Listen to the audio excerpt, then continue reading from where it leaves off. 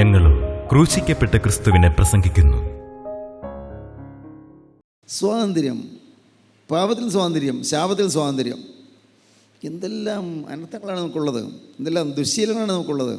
എല്ലാത്തിനും സ്വാതന്ത്ര്യം കിട്ടുക. വാസ്തവം നിങ്ങൾ ആഗ്രഹിക്കുന്നുണ്ടോ? എൻ്റെ ദൈവമേ, എൻ്റെ ദുശ്ശീലങ്ങളെല്ലാം ഒന്ന് മാറണം, അതിന് സ്വാതന്ത്ര്യം കിട്ടണം. മദ്യം ഞാൻ തൊടുകയില്ല, കർത്താവ് ഇല്ല, അതെന്നെ നശിപ്പിക്കുന്ന വിഷമാണ്.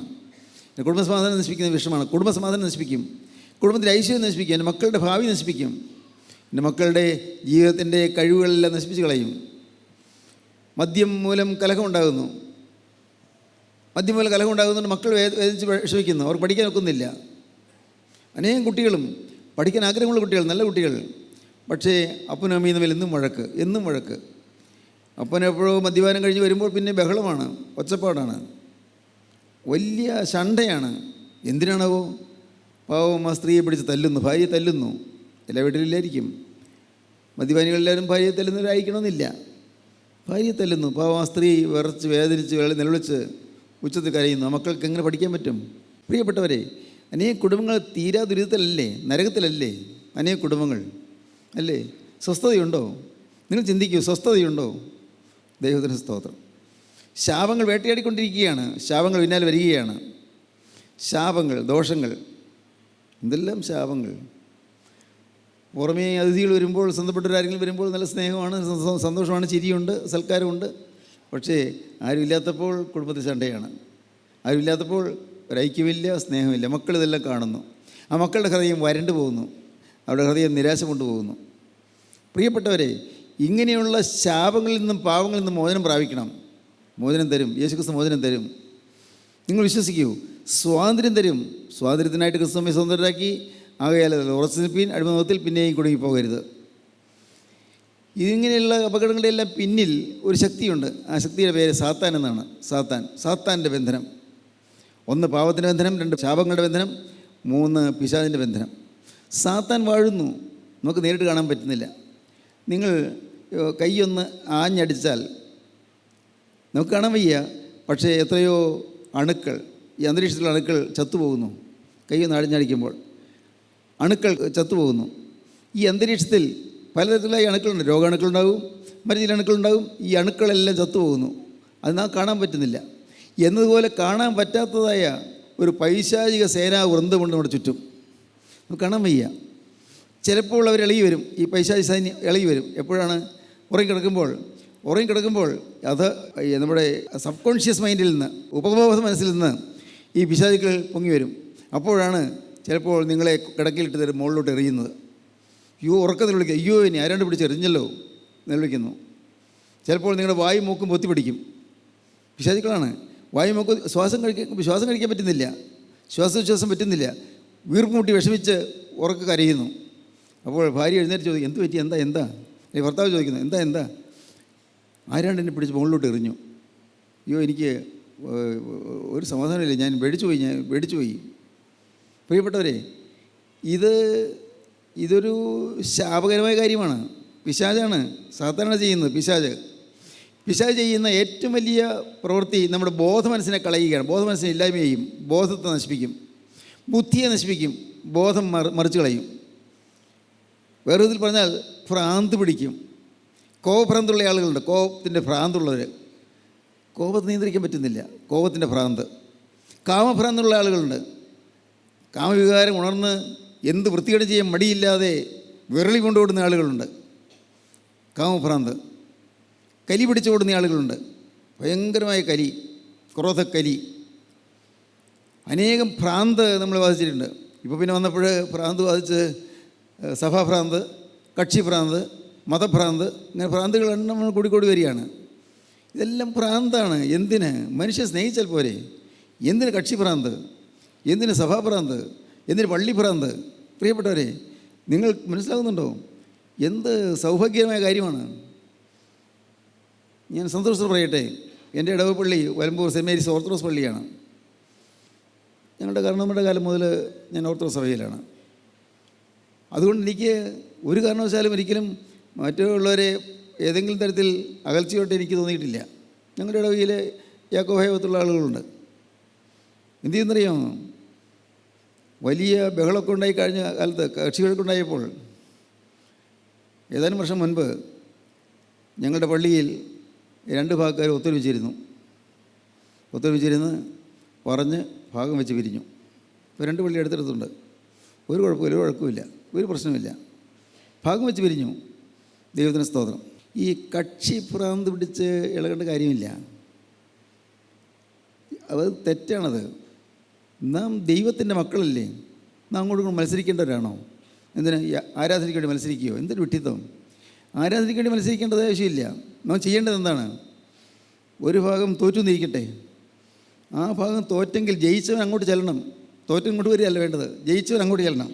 ജയിച്ചു എന്ന് അഭിമാനിക്കുന്നവൻ അങ്ങോട്ട് തോറ്റൻ്റെ അടുക്കിലേക്ക് ചെല്ലണം. നമുക്കിനി ഇണങ്ങി കഴിയാം. നമുക്ക് വഴക്കടിക്കണ്ട. നമുക്ക് ഐക്യമായി കഴിയാം. നിങ്ങൾ എന്ത് പറയുന്നു അതുപോലെയൊക്കെ ചേരാൻ ഞങ്ങൾ തയ്യാറാണ്. ഇങ്ങനെ പറയാൻ തയ്യാറായി ചെല്ലുന്നവർ വിശ്വസിക്കേ സാധിക്കുകയുള്ളൂ. ദൈവമക്കൾക്കേ സാധിക്കുകയുള്ളൂ. അല്ലാത്തവരെ മത്സരിക്കും. അവരിങ്ങോട്ട് വരട്ടെ, ഇങ്ങോട്ട് വരട്ടെ, അല്ലെങ്കിൽ അവൻ തോൽക്കട്ടെ, നിലമ്പരിയാകട്ടെ, അവൻ ഇട്ടേച്ച് പോകട്ടെ എന്നൊക്കെ ചിന്തിക്കും. തെറ്റാണത്. ആ പ്രവണത തെറ്റാണ്. അത് ക്രിസ്തീയമല്ല. ജയിച്ചു എന്ന് അവകാശപ്പെടുന്നവൻ നേരെ തോറ്റയുടെ അടുക്കലേക്ക് അങ്ങോട്ട് ചെന്ന് യാചിക്കണം. നമുക്ക് ഒരുമിച്ച് പോകാം കൂട്ടരെ, നമുക്ക് ഒരുമിച്ച് സ്നേഹിച്ച് ജീവിക്കാം, നമുക്ക് ഒത്തൊരുമിച്ച് പോകാം. ഇതാണ് ആത്മീയം, ഇതാണ് ക്രിസ്തീയം. നിർഭാഗ്യവശാൽ നമ്മുടെ പല നേതാക്കന്മാർക്കും അത് അറിഞ്ഞുകൂടാ, ആത്മീയം അറിഞ്ഞുകൂടാ. കാര്യം വേഷവിധാനങ്ങളൊക്കെ ഉണ്ട്, പക്ഷേ ആത്മീയം അറിഞ്ഞുകൂടാ. വേഷവിധാനങ്ങളും നല്ല നല്ല പ്രാർത്ഥനാ ഗീതങ്ങളും സുറിയാനിയിലും മറ്റുമുള്ളതായ നല്ല മനോഹരമായ ഇമ്പകരമായ ഗാനങ്ങളൊക്കെ ഉണ്ട്. പക്ഷേ ദൈവസ്നേഹം എന്താണെന്ന് അറിഞ്ഞുകൂടാ. ദൈവസ്നേഹം ആരെയും അകറ്റുന്നതല്ല, എല്ലാവരെയും അടുപ്പിക്കുന്നതാണ്. ആരെയും ദ്വേഷിക്കുന്നതല്ല, എല്ലാവരെയും സ്നേഹിക്കുന്നതാണ്. ദൈവത്തിന് സ്തോത്രം. കോപഭ്രാന്ത് പാടില്ല, കക്ഷിഭ്രാന്ത് പാടില്ല, മതഭ്രാന്ത് പാടില്ല. എന്തിന് ഈ മതഭേദം? എന്ത് ആവശ്യം? ഇതെല്ലാം അബദ്ധമാണ്. കേൾക്കൂ, നിങ്ങൾ കേൾക്കണേ, പറഞ്ഞു തരാം.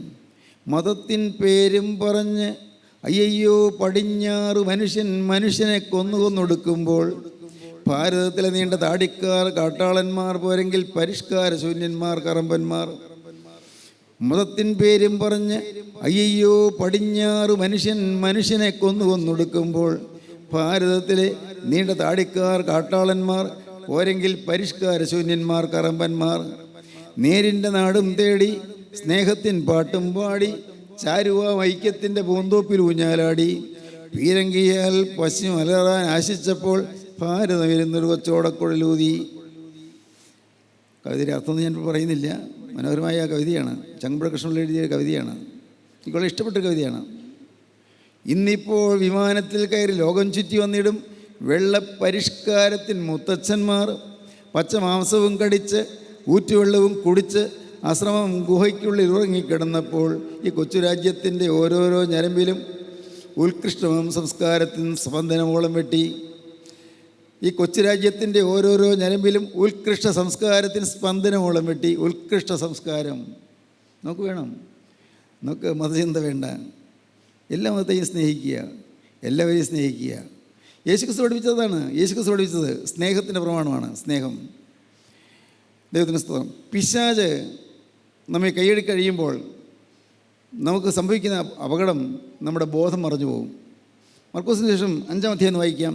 മർക്കോസിന് ശേഷം 5-ാം അധ്യായം ചില വാക്യങ്ങൾ വായിക്കാം. മർക്കോസ് 5-ന്റെ ആദ്യ ചില വാക്യങ്ങൾ. അവർ കടലിൻ്റെ അക്കരെ ഗദർദേശത്തെത്തി. പടയിൽ നിറങ്ങിയ ഉടനെ അശുദ്ധാത്മാവുള്ള ഒരു മനുഷ്യൻ കല്ലറകളിൽ നിന്ന് വന്നവനെ എതിരേറ്റു. അവൻ്റെ പാർപ്പ് കല്ലറകളിലായിരുന്നു. ആർക്കും അവനെ ചങ്ങല കൊണ്ടുപോലും ബന്ധിച്ചു കൂടാഞ്ഞു. പലപ്പോഴും അവനെ വിലങ്ങും ചങ്ങലയും കൊണ്ട് ബന്ധിച്ചിട്ടും അവൻ ചങ്ങല വലിച്ചു പൊട്ടിച്ചും വിലങ്ങ് ഉരുമ്മി ഒടിച്ചും കളഞ്ഞു. ആർക്കും അവനെ അടക്കുവാൻ കഴിഞ്ഞില്ല. അവൻ രാവും പകലും കല്ലറകളിലും മലകളിലും ഇടവിടാതെ നിലവിളിച്ചും തന്നെത്താൻ കല്ലുകൊണ്ട് ചതച്ചും പോന്നു. ദൈവത്തിന് സ്തോത്രം. ഒരു മനുഷ്യൻ, പാവം. ആ മനുഷ്യൻ അവൻ വീട്ടിലല്ല, കല്ലറകളില്ല, സെമിത്തേരിയില്ല. അവിടെ കുറേ പാറക്കൂട്ടങ്ങളൊക്കെ ഉണ്ട്. ഒരു പാറയിൽ നിന്ന് വേറൊരു പാറയിലേക്ക് ചാടും. സുബോധമില്ല, പോയി ഭ്രാന്ത് പിടിച്ചു. ഭ്രാന്താണ്. വസ്ത്രം കൊടുക്കില്ല, നഗ്നനാണ്. നഗ്നതാബോധമില്ല, പാവം. പിശാചകത്ത് കയറി. ഒന്നല്ല, 6000 ഭൂതങ്ങൾ ഒരു മനുഷ്യൻ്റെ ഉള്ളിൽ കയറി. 6000 ദുരാത്മാക്കൾ അവൻ്റെ ഉള്ളിൽ കയറി. ദുരാത്മാക്കളുടെ ബന്ധനത്തിലായി അവൻ ഭക്ഷണമൊന്നുമില്ല, പക്ഷേ നല്ല ആരോഗ്യം. അവൻ അവിടെ ഇങ്ങനെ അലറിക്കൊണ്ടൊക്കെ നടക്കുമ്പോൾ പിള്ളേരൊക്കെ പേടിക്കും, ആളുകൾ പേടിക്കും. അടുക്കച്ചെല്ലാം പേടിയാണ്. കുറേ ആളുകൾ കൂടി അവനെ കയ്യിൽ വിലങ്ങ് വെച്ചു, കാലിൽ ചങ്ങലയിട്ടു. ചങ്ങലയിൽ വലിച്ചു വലിച്ച് പൊട്ടിച്ചു. അത്ര ശക്തനാണ്. അത് ഈ പിശാചിന് അങ്ങനെ ശക്തിയുണ്ട്, ഭയങ്കര ശക്തിയാണ്. അവൻ്റെ കയ്യിൽ വിലങ്ങ് വെച്ചു, വിലങ്ങ് ഒടിച്ചു കളഞ്ഞു, ഉരുമ്മി ഒടിച്ചു കളഞ്ഞു. അവനവിടെ ഉള്ളതുകൊണ്ട് ആർക്കും വഴി നടന്നുകൂടാഞ്ഞു. അവൻ നാട്ടിൽ പേടി സ്വപ്നമായിരുന്നു. ഞാനിങ്ങനെ ഭാവനയിൽ കാണും, കുട്ടികൾ സ്കൂളിൽ പോകുമ്പോൾ അപ്പനും അമ്മയും കരഞ്ഞ് അവർ പറഞ്ഞു വിടും, മക്കളെ ഇന്ന് ഭ്രാന്തൻ വന്നാൽ നിങ്ങൾ ഒഴിഞ്ഞ് മാറിപ്പോയിക്കൊള്ളും കേട്ടോ, ഓടി മാറിക്കൊള്ളും കേട്ടോ, അടുക്കളേക്കും പോവല്ലേ, മക്കളോട് പറഞ്ഞു വിടും. വേദത്തിൽ അങ്ങനെയില്ല, അങ്ങനെയൊന്നും ഇല്ല കേട്ടോ. ആ നാട് ഭീതിയിലായിരുന്നു, ഭയപ്പാടിലായിരുന്നു. ഇവൻ ഒരുത്തൻ കാരണം നാട് ഭയപ്പാടിലായിരുന്നു. ആകെ നാടിനെ വിറപ്പിച്ചുകൊണ്ടിരുന്നു. കലറിൽ നിന്ന് കൂക്കി വിളിക്കും ഉറക്കെ. പകലിൽ നിന്ന് രാത്രി ഉറക്കമില്ല അവന്. അത്യന്തം ഉറക്കെ അവൻ വിളിക്കും, ഉറക്കമില്ല, ഉറക്കെ വിളിക്കും. അന്നൊരു ദിവസം ഇവൻ ഉറക്കെ ഇങ്ങനെ വിളിച്ച് പോകുമ്പോൾ 20 മൈൽ അകലെ ഗില്ലക്കടലിൻ്റെ അപ്പുറത്ത് കർത്താവ് ഉണ്ടായിരുന്നു. കർത്താവ് ശബ്ദം കേട്ടു. നേരെ ചെവിയിൽ കേട്ടതല്ല, ആത്മാവിൽ കർത്താവ് കേട്ടു. ഒരാവശ്യക്കാരൻ നിലവിളിക്കുന്നു, പിശാചിൻ്റെ ബന്ധനത്തിലിരിക്കുന്ന ഒരാൾ നിലവിളിക്കുന്നു, സ്വാതന്ത്ര്യമില്ലാത്ത ഒരാൾ നിലവിളിക്കുന്നു, സാത്താൻ്റെ ബന്ധനത്തിലുള്ള ഒരാൾ നിലവിളിക്കുന്നു. കർത്താവിന് മനസ്സിലായി. കർത്താവ് അതിവേഗം കടൽ കടന്ന് കർത്താവ് അക്കരെ എത്തി. അപ്പോഴുണ്ട് ഇവൻ നേരെ വന്ന് നിൽക്കുന്നു. കർത്താവിനൊരു കൂസലുമില്ല. ആളുകളിൽ അവർ കാണുമ്പോൾ പേടിച്ചോടും, പക്ഷേ യേശുവിനൊരു കൂസലുമില്ല. കാരണം യേശു ദൈവപുത്രനല്ലേ. നിത്യനായ ദൈവത്തിന് ധീരതയ്ക്ക് പ്രത്യേകിച്ച് ആവശ്യമുണ്ടോ? കർത്താവ് ധീരത തന്നെയല്ലേ, ധൈര്യമല്ലേ. കർത്താവ് അവന് നേരെ ചെന്നു. അവൻ തൊഴുകയോടെ പറഞ്ഞു, അയ്യോ എന്നെ ഉദ്ധരിക്കരുതേ, എന്നെ ദണ്ഡിപ്പിക്കരുതേ. കർത്താവ്, നീ ആരാ? നിൻ്റെ പേരെന്താ? എൻ്റെ പേര് ലഗിയോൻ. ലഗിയോൻ എന്ന് വെച്ചാൽ ഭൂതങ്ങളുടെ കൂട്ടം, സൈന്യങ്ങളുടെ കൂട്ടം. ലീജിയൺ എന്ന് വെച്ചാൽ സൈന്യ സമൂഹം. ഒരു ബറ്റാലിയൻ, ഒരു സൈന്യത്തിൻ്റെ സമൂഹമാണ് ഒരു ലഗിയോൻ എന്ന് പറയുന്നത്. 6000 പേരുണ്ട്. ഞാൻ ലഗിയോനാകുന്നു. 6000 ഭൂതങ്ങളാണ് അവൻ്റെ ഉള്ളിൽ കയറിയിരിക്കുന്നത്. കർത്താവ് അവനെ നോക്കി. കർത്താവിന് സങ്കടം. പാവം, ബോധമില്ലാതെ പോയല്ലോ, പിശാചുകൾ കീഴടക്കിയല്ലോ. കർത്താവിന് അമർഷമല്ല, വാത്സല്യമാണ്. കൈപ്പണിയായി, തൻ്റെ സ്വന്തം കൈപ്പണിയായ മനുഷ്യൻ, നിത്യനായ ദൈവത്തിൻ്റെ സൃഷ്ടിയായ മനുഷ്യന് സുബോധമില്ലാത്തതിനായി നടക്കുന്നു. കർത്താവിന് സങ്കടം. ദൈവത്തിന് സ്തോത്രം. കർത്താവിനെ ആർദ്രതയോടെ നോക്കി പറഞ്ഞു, ദുരാത്മാവേ ഇവനെ വിട്ടുപോകും. കർത്താവ് ശാസിച്ചു. ഇവൻ്റെ അകത്ത് കൂടിയിരിക്കുന്ന ദുഷ്ടപിശാചുക്കളോടാണ് കർത്താവ് പറഞ്ഞത്, ദുരാത്മാവേ ഇവനെ വിട്ടുപോകും. എന്തൊരത്ഭുതം! ഇത് പെട്ടെന്ന് ഒരു സുബോധം കിട്ടി. അപ്പോൾ പിശാചുക്കൾ പറഞ്ഞത് ഇങ്ങനെയാണ്, ഞങ്ങളിവിടെ നിന്ന് അയക്കുകയാണെങ്കിൽ ഞങ്ങളുടെ ആ പന്നിക്കൂട്ടത്തിലേക്ക് അയച്ചാൽ മതി. ഒട്ടേറെ പന്നികളുടെ ഗദരദേശത്ത് മേഞ്ഞുകൊണ്ടിരിക്കുകയാണ്.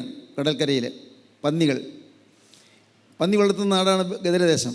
ആ ഗദരദേശത്തേക്ക് കർത്താവ് ചെന്ന് അവനിൽ നിന്ന് ഈ ഭൂതങ്ങളെല്ലാം പുറത്താക്കി. ഭൂതങ്ങൾ പന്നികളിൽ കടന്നു. പന്നിക്കൂട്ടം ഓടുകയാണ്. എങ്ങോട്ടാണ് ഓടുന്നത് പന്നിക്ക് അറിയാൻ പാടില്ല. ഒരു ഹാസ്യ കലാകാരൻ പറഞ്ഞു, ഈ വേറൊരു പന്നിയോട് ചോദിച്ചു, നമ്മൾ എങ്ങോട്ടായി ഓടുന്നത്? ആർക്കറിയാം. ഓടുകയാണ്, സുബോധമില്ലാതെ ഓടുകയാണ്. പന്നിക്കൂട്ടം ഇങ്ങനെ ഓടുന്നു. എങ്ങോട്ട്? കടലിലേക്ക്. എല്ലാം കൂടി കടലിലേക്ക് ചെന്ന് വീർപ്പുമുട്ടി ചത്തു. എല്ലാറ്റിനെയും പിശാച് കൊന്നു, പന്നികളെല്ലാം കൊന്നു. നോക്കൂ, ഈ മനുഷ്യൻ, സുബോധമില്ലാത്ത മനുഷ്യൻ്റെ ഉള്ളിൽ കൂടിയിരുന്ന പിശാചുക്കൾ എല്ലാം പന്നികൾ കടന്നു. നാടിന് നാശമായി. അപ്പോൾ അവർ വിചാരിച്ചു, ഈ യേശു ഇവിടെ വന്നതുകൊണ്ട് ഞങ്ങളുടെ പന്നികൾ നഷ്ടപ്പെട്ടു, യേശുവിനോട് നിർത്തിയാൽ കുഴപ്പമാണ്. അങ്ങനെയുണ്ട് ചില ആളുകൾ. എങ്ങനെയാണ്? ഈ കൂട്ടായ്മ വന്നതുകൊണ്ട് ഒത്തിരി പ്രയാസങ്ങളുണ്ട്. പാപം ചെയ്യാൻ പാടില്ല, ആളുകൾ പാപത്തെ ദ്വേഷിക്കത്തക്കവണ്ണമൊക്കെ പറയുന്നു, പ്രസംഗിക്കുന്നു, വലിയ പ്രയാസമാണ്. അങ്ങനെ ചില ആളുകളുണ്ട്, അവർ കൂട്ടായ്മയെ പകയ്ക്കുന്നവരാണ്. അവർ പകയ്ക്കുന്നതിന് കാരണമുണ്ട്, ലഘുവിനകത്തുണ്ട്. അതുകൊണ്ടാണ് അവർ പകയ്ക്കുന്നതിന്, കൂട്ടായ്മയെയും ദൈവത്തിൻ്റെ വേലയെയും അവർ വിദ്വേഷിക്കുന്നതിന് കാരണം അവരുടെ അകത്ത് ഭൂതങ്ങളുണ്ട്. ഈ ഭൂതങ്ങൾ അവരിൽ ഉള്ളത് കൊണ്ടാണ് അവർ നമ്മളെ പകയ്ക്കുന്നത്, നമ്മളെ ആക്ഷേപിക്കുന്നത്, നമ്മളെക്കുറിച്ച് ഇല്ലാത്തത് പറയുന്നത്, നമ്മളെ എതിർക്കുന്നത്, നമ്മളെ ആക്രമിക്കുന്നത് എല്ലാം ഭൂതങ്ങളുള്ളതുകൊണ്ടാണ്. ഈ ഭൂതങ്ങൾ അവിടെ ഉണ്ടായിരുന്ന പന്നികളിലേക്ക് കടന്നു. കൂട്ടത്തോടെ കടലിലേക്ക് പോയി വീർപ്പൂട്ടി ചത്തു. പാവം, അപ്പോഴവന് സുബോധം വന്നത്. അവന് അയ്യോ ഞാൻ നഗ്നനാണല്ലോ, നാണം വരുന്നു. ഉടനെ കർത്താവിൻ്റെ ശിഷ്യന്മാർ അവനെ ഒരു വസ്ത്രം കൊടുത്തു, വസ്ത്രം ഉടുപ്പിച്ചു. ഭാഗ്യം. അങ്ങനെയും വേണം കേട്ടോ. ശിഷ്യന്മാരങ്ങനെയുള്ളവരായിരിക്കണം. കർത്താവിൻ്റെ ഇംഗിതം അറിഞ്ഞ് തക്ക സമയത്ത് വേണ്ടത് പ്രവർത്തിക്കാൻ സാധിക്കുന്ന ശിഷ്യന്മാർ. വേഗം വസ്ത്രം കൊടുത്തു. അവിടെ പൊട്ടി ചോര ഒലിക്കുന്നുണ്ട്, വീണ് പഴുപ്പ് പറ്റിയ ചില വ്രണങ്ങളുണ്ട്. പക്ഷേ എന്നാലും വസ്ത്രം കൊടുത്തു. കർത്താവ് അവിടുന്ന് പോകാൻ തുടങ്ങുക. കാരണം അവിടെയുള്ള ആളുകൾ പറഞ്ഞു, യേശു ഇനി ഇവിടെ നിൽക്കണ്ട. കർത്താവ് പോകാൻ തുടങ്ങുക. അവൻ കർത്താവിൻ്റെ മേലെ ചെന്നു, യേശുവേ ഒരു കാര്യം ചെയ്യണം, നീ പോകരുത്. അല്ല, നീ പോവുകയാണെങ്കിൽ ഞാനും കൂടെ വരാം. എനിക്ക് ഈ നാട്ടിൽ ജീവിക്കണ്ട. ഭാര്യയുണ്ട്, മക്കളുണ്ടാകുന്നത് എനിക്ക് ചിന്താവിഷയമല്ല. ഞാൻ നിൻ്റെ കൂടെ വരും. ഈ നാട്ടിൽ നിന്നെ ഇവർ ഓടിച്ചു വിട്ടതുകൊണ്ട് ഞാൻ നിൻ്റെ കൂടെ വരാൻ പോവുകയാണ്. കഥ പറഞ്ഞു, അല്ലല്ല, നീ എൻ്റെ കൂടെ വരണ്ട. നീ ഇവിടെ തന്നെ ജീവിക്കണം. ഭ്രാന്ത് പിടിച്ചിരുന്ന നീ സുബോധം കിട്ടിയെന്നുള്ളവരെ നാട്ടുകാരറിയണം. എങ്ങനെ നിനക്ക് സുബോധം കിട്ടിയെന്ന് നാട്ടുകാരറിയണം. നീ ഇവിടെ സാക്ഷിയായി നിൽക്കണം. ഈ നാട്ടിൽ നീ മാറരുത്. നിൻ്റെ വീട്ടിൽ നീ പോകണം. നിൻ്റെ ഭാര്യയും മക്കളെയും നീ കാണണം.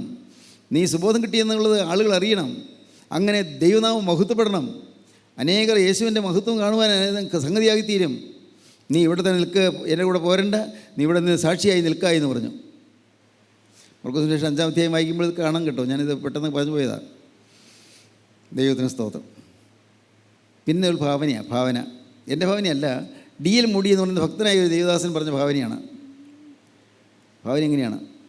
അവൻ വീട്ടിലേക്ക് ചെന്നു, വസ്ത്രം എടുത്ത് വീട്ടിലേക്ക് ചെന്നു. ഇവന് ദൂരെ നിന്ന് വന്നപ്പോൾ കണ്ടപ്പോഴേക്കും ഭാര്യ ഓടി അകത്ത് കയറി. പിള്ളേരോട് പറഞ്ഞു, മക്കളെ മിണ്ടരുത്, ആരും മിണ്ടരുത്, വാതിലെല്ലാം അടച്ചു, ജനൽ കുറ്റിയിട്ടു. ഇങ്ങനെ പേടിച്ചിരിക്കുക. കാരണം വന്നാൽ തല്ലും, ഉപദ്രവിക്കും, പിള്ളേരെ എല്ലാവരെയും അടിക്കും. സുബോധമില്ലല്ലോ, ഭ്രാന്തല്ലേ. ഭാര്യ ഉപദ്രവിക്കും. പേടിച്ച് വാതിലും ജനലെല്ലാം അടച്ച് ഇങ്ങനെ നിൽക്കുമ്പോൾ ഇവൻ പുറത്തു വന്നു. ഭാര്യ പേര് വിളിച്ചു. എന്തോ ഒരു വ്യത്യാസം. ഭാര്യ വിളിച്ചു, എന്തോ സ്വരത്തിൻ്റെ വ്യത്യാസം. പറഞ്ഞു, ഞാൻ സുബോധത്തോടെ വന്നിരിക്കുകയാണ് കേട്ടോ. എന്നിൽ പിശാചുക്കളെല്ലാം ഇറങ്ങിപ്പോയി. യേശു വന്നു. എന്നിലുണ്ടായിരുന്ന 6000 ഭൂതങ്ങളെ കർത്താവ് പറഞ്ഞു വിട്ടു. ഞാൻ സ്വതന്ത്രനാണ്, ഞാൻ സുബോധമുള്ളവനാണ്. അപ്പോൾ ഈ സ്ത്രീ വിചാരിച്ചു, സൂത്രം പറയുകയാണോ? പിള്ളേരെ കട്ടിൽ കിഴി വിളിച്ച് പിള്ളേർ പറയുകയാണ്, അമ്മേ മിണ്ടല്ലേ, സൂത്രം പറയുകയാണ്, നമ്മളെ കൊല്ലും, നമ്മൾ ഉപദ്രവിക്കും, അയ്യോ വേണ്ട, അമ്മ വാതിൽ തുറക്കല്ലേ. അത് വീട്ടിൽ ചുറ്റും നടന്നു, പാവം വിളിച്ചുകൊണ്ട് നടന്നു. ഇത് ഞാനാണ്, നിൻ്റെ ഭർത്താവാണ്, മക്കളെ നിങ്ങളുടെ അപ്പനാണ് വിളിക്കുന്നത്. എനിക്ക് സുബോധം കിട്ടി, ഞാനിപ്പോൾ എൻ്റെ ഭ്രാന്ത് മാറി, യേശു എനിക്ക് സൗഖ്യം തന്നു, നിങ്ങളുടെ ദുരാത്മാക്കളെ യേശു മാറ്റി, ഞാൻ പഴയ ആളല്ല, പഴയ ഭ്രാന്തെല്ലാം മാറി, ദുരാത്മാക്കൾ വിട്ടുപോയി.